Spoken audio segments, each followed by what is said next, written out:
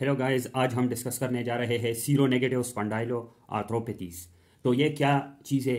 तो it include several chronic inflammatory arthritic diseases that affect the vertebral column. ठीक है, तो ये एक ग्रुप ऑफ जॉइंट डिजीजेस है। ठीक है, इसमें मुख्तलिफ किस्म के जॉइंट डिजीजेस होते हैं और वो इन्फ्लेमेटरी होते हैं। ठीक है, इन्फ्लेमेटरी होते हैं और वो कॉमनली किस एरिया को अफेक्ट करते हैं? वर्टिब्रल कॉलम को। ठीक है, तो seronegative spondyloarthropathies are the group of diseases, joint diseases, which is chronic inflammatory arthritic diseases and affect the vertebral column. ठीक है, इसको सीरो नेगेटिव क्यों बोलते हैं? Because the serologies are negative.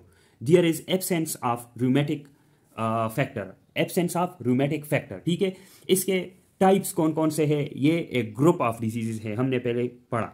ठीक है, ये ग्रुप ऑफ डिजीजेस है, तो इसमें कौन कौन से डिजीजेस है? तो इसके टाइप्स है मोस्ट कॉमनली अंकाइलोजिंग स्पॉन्डिलाइटिस, अंकाइलोजिंग स्पॉन्डिलाइटिस, फिर है रिएक्टिव आर्थराइटिस, तीसरा है सोरिएटिक आर्थराइटिस, चौथा है spondyloarthritis associated with inflammatory bowel diseases, पांचवा है जुवेनाइल स्पॉन्डाइलो आर्थराइटिस और चौथा है पेरिफेरल स्पॉन्डाइलो आर्थराइटिस।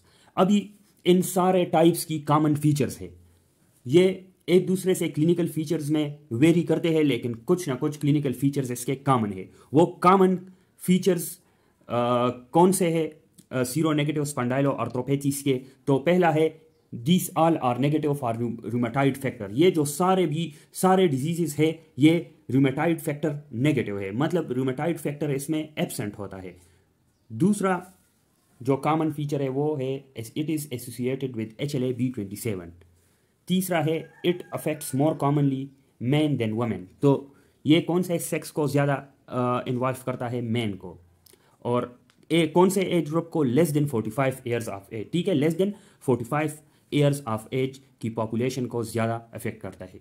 अभी इन सारों की कुछ नॉन स्पेसिफिक सिम्टम्स कॉमन है, जैसे कि फीवर है, फैटीग है, वेट लॉस है, और आर्थराइटिस भी इन सारों का कॉमन है। मतलब ये जॉइंट इन्फ्लेमेशन करता है, जो कि सब में कॉमन है। एक्स्ट्रा आर्टिकुलर मैनिफेस्टेशन या आर्थराइटिस के अलावा मैनिफेस्टेशन जो है वो वेरी करते हैं, लेकिन जो आर्थराइटिस है, जॉइंट इन्फ्लेमेशन है, वो सब में कॉमन है। और इसका आर्थराइटिस किस तरह होता है? इसका आर्थराइटिस इस तरह होता है कि it is insidious in onset and unilateral. ये ऑनसेट में ये इंसीडियस होता है और ये यूनिलेटरल, मतलब एक साइड को ये अफेक्ट करता है।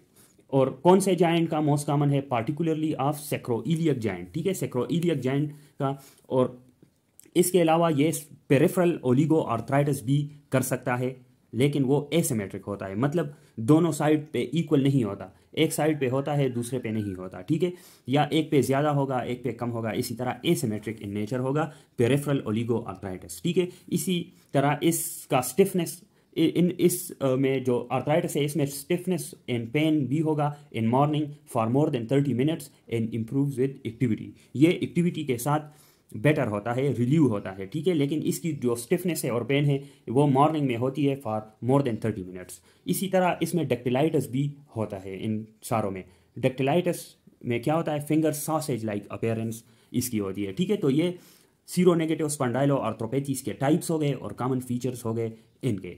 अगले लेक्चर में हम डिस्कस करेंगे अंकाइलोजिंग स्पॉन्डिलाइटिस। Thank you.